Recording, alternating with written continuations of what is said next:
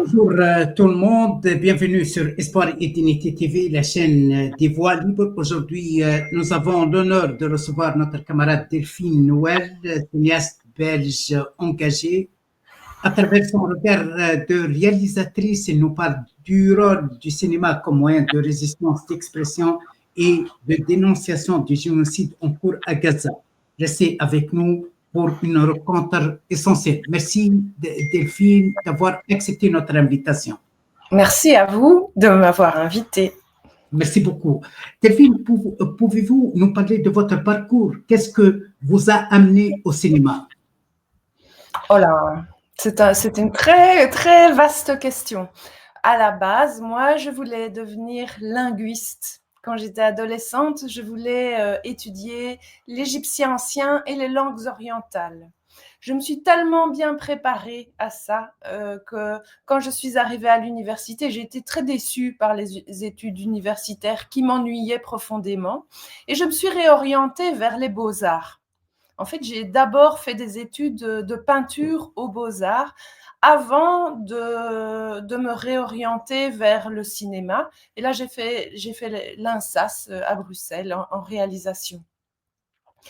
Ce qui m'intéressait au départ, c'était la fiction. Et pour le moment, en fait, quand je travaille sur un film qui s'appelle Krieg. Krieg, ça veut dire guerre en allemand, et qui raconte l'histoire d'un économiste allemand pendant la Deuxième Guerre mondiale. Donc en fait, c'est un travail de fiction qui pose la question de l'articulation entre le génocide commis par les Allemands et leurs moteurs économiques.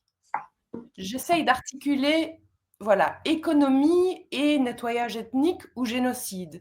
Et donc, forcément, quand le 7 octobre a eu lieu, ça a fait très très fort écho à mon travail voilà, sur ce film Krieg. Et je me suis dit au départ que je ne pouvais pas travailler sur un film de fiction sur la Deuxième Guerre mondiale et le génocide sans rien faire par rapport à ce que je voyais et ce que je devinais qui allait se profiler à Gaza. Oui. Alors, ce qui vous a poussé à utiliser votre art pour parler de la situation en Palestine et notamment à Gaza, c'est un engagement intellectuel, politique, familial, c'est quoi exactement? Humain, je dirais. Humain. À la base, je ne me suis pas du tout dit je vais faire un film sur Gaza. Pas du tout. Je me suis dit, moi, comme femme, comme citoyenne, qu'est-ce que je peux faire pour tendre la main aux Gazaouis? Qu'est-ce que je peux faire pour ne pas rester dans cette soi-disant impuissance qui est la nôtre?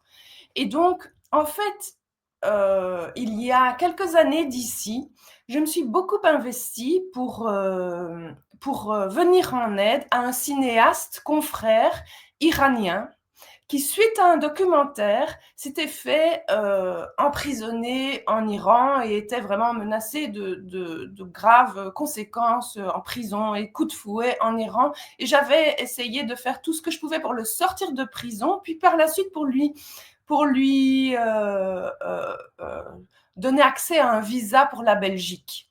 Je raconte l'histoire en bref, mais toujours est-il que ça avait fonctionné. On a réussi à sortir ce cinéaste qui s'appelle Keywan Karimi. Et je suis allée en Iran quand il est sorti de prison. Il est venu en Belgique par la suite. Et j'ai retenu de cette histoire qu'il était possible de faire beaucoup plus de choses que ce qu'on ne croit en tant que simple femme ou citoyen. Et donc là, mon approche par rapport à Gaza au début de la guerre, ça a été ça a été de qu'est-ce que je peux faire à la base, je m'étais dit, je vais aider aussi un confrère ou un artiste d'une manière ou d'une autre, je ne sais pas encore comment, et je vais voir ce qui arrive. Mais par le hasard des choses, par un ami que j'ai qui travaillait à MSF, qui m'avait envoyé une vidéo, un appel vidéo qui a été fait par un chirurgien au tout début de la guerre, appel que j'ai relayé. Je suis entrée en contact avec le docteur Al-Moghrabi, Ahmed Al-Moghrabi, qui était à l'époque, qui s'était réfugié à l'hôpital Nasser à Khan Younes et qui était chef du département de chirurgie des grands brûlés et de chirurgie reconstructive à l'hôpital Nasser. Et donc, je suis entrée un peu comme ça, par hasard, avec lui en contact, et je lui ai demandé qu'est-ce qu'il jugeait bon, qu'est-ce que je pouvais faire. Ça a commencé comme ça, tout simplement, pas du tout avec une idée de film. Mais toujours est-il que, voilà, de fil en aiguille, le lien s'est resserré, les choses se sont construites dans qu'est-ce qu'il était possible de faire. Et vraiment, dans un second temps, l'idée de faire un film, parce que notre correspondance était, entre autres, vidéographique, l'idée de film s'est profilée. Comment votre engagement est-il perçu dans le monde du cinéma avec votre collègue, vos partenaires professionnels en Belgique et à l'international? Alors, je dirais que je n'en sais trop rien. Je passe pas mon temps à vérifier comment les autres me jugent. Je sais bien qu'au début, dans l'après-coup du 7 octobre, je postais beaucoup sur Facebook. J'ai cherché à récolter de l'argent pour envoyer à l'hôpital Nasser, au docteur Al-Moghrabi. Je me sentais très, très seule. La chape de plomb était forte, mais pas seulement du côté du cinéma, de tous côtés. Chaque fois que je parlais de ma volonté de venir en aide, eh bien, voilà, je me suis fait traiter d'antisémite et de pro-Hamas plusieurs fois. Mais, quelque part, je n'en avais cure. Ce n'était pas mon problème. Je me suis dit, quoi qu'il en coûte, et tant pis si j'ai des conséquences sur ma vie professionnelle, parce que j'étais en train de monter la production de mon long métrage, quoi qu'il en coûte, l'important reste de venir, enfin la priorité, c'est de venir en aide, ça n'est pas de faire un long métrage sur mon long métrage de fiction. Et donc je suis restée avec cette boussole-là de venir en aide en priorité. Et je dois dire que si au départ ça a été très compliqué et que ceux qui voulaient bien aider voulaient rester anonymes, ou en tout cas ne voulaient pas que je les cite publiquement sur Facebook ou dans les articles de journaux que j'ai essayé de faire publier, là maintenant ça s'est, je dirais, relâché, et je pense que les gens de plus en plus osent témoigner de leur soutien aux Palestiniens. Delphine, d'après-vous, le rôle des artistes face à l'injustice, pensez-vous que les artistes ont une responsabilité morale face à des drames humains comme celui qui vit la population palestinienne à Gaza aujourd'hui?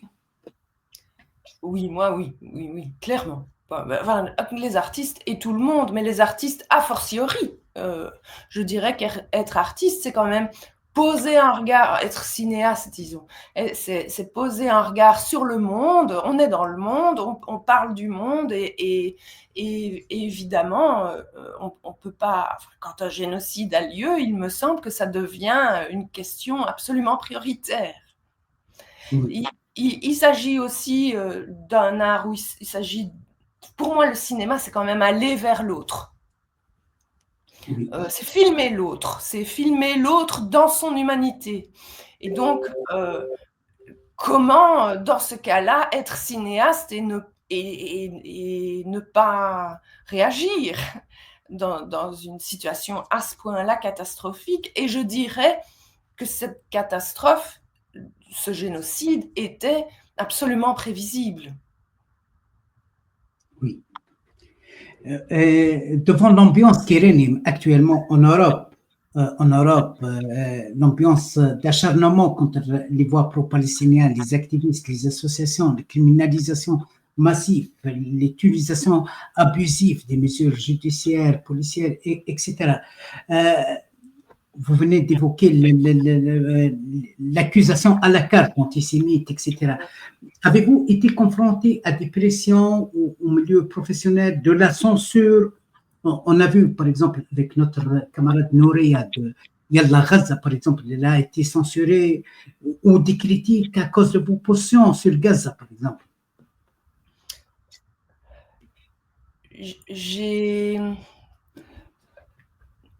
Je dirais que moi, ce que j'ai observé, c'est du côté du milieu artistique, c'est plutôt une forme, je vais dire, d'apathie, de non-réaction pendant tout un premier temps. Je pense que beaucoup d'artistes ont eu peur